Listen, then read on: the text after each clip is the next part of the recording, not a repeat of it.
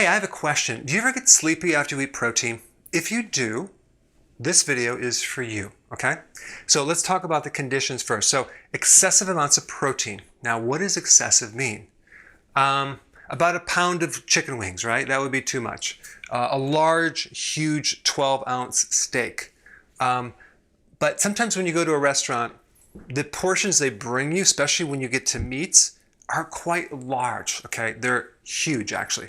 It can go up to 12 ounces to 15 ounces, crazy.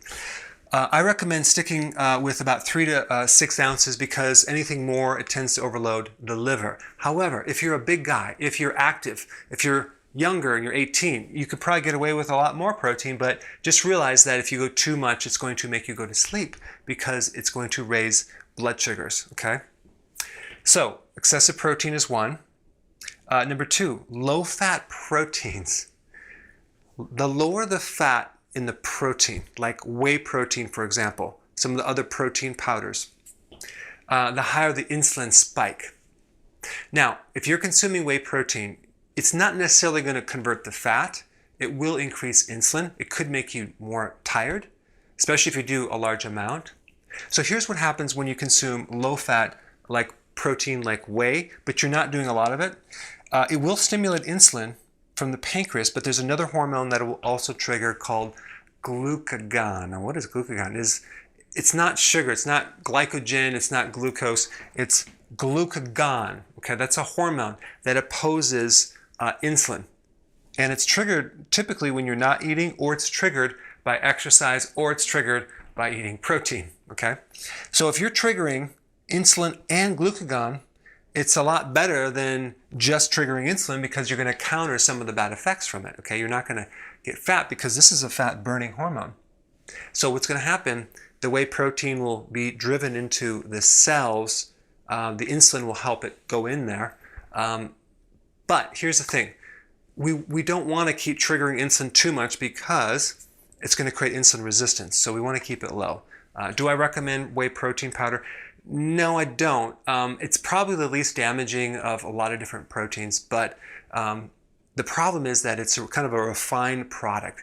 And it'd be much better if you had more of a natural protein that comes in nature, which comes with more fat, and that has a lower insulin response. Okay, so now the next thing is protein with carbs. Wow, when you consume a burger with fries, a burger with a bun, a burger with ketchup, you greatly enhance insulin, and this is where you're going to want to take a nap, okay? So like protein and starches like potato, not good. Meat and potatoes, not good. I was raised in the Midwest. We did meat and potatoes 24/7. So that's why I'm doing this seminar right now, because I had a lot of body problems back then. Okay, so we want to avoid that, and then low stomach acids.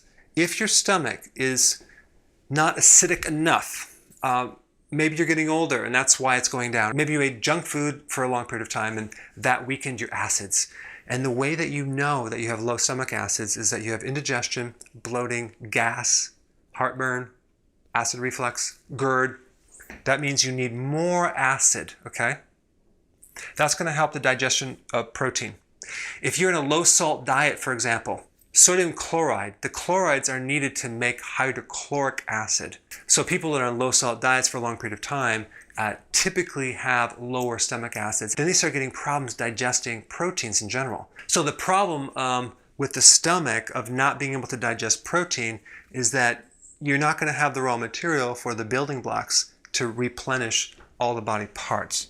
But again, if you're getting tired after consuming protein, then look at these reasons why. If you're getting tired after consuming carbs, we know it's just insulin. And if you get tired after eating fats, that could be an overloading of the gallbladder as well, or the liver. All right, so thanks for watching. I will see you in the next video. Hey, thank you so much for watching. Keep spreading the word and share this video.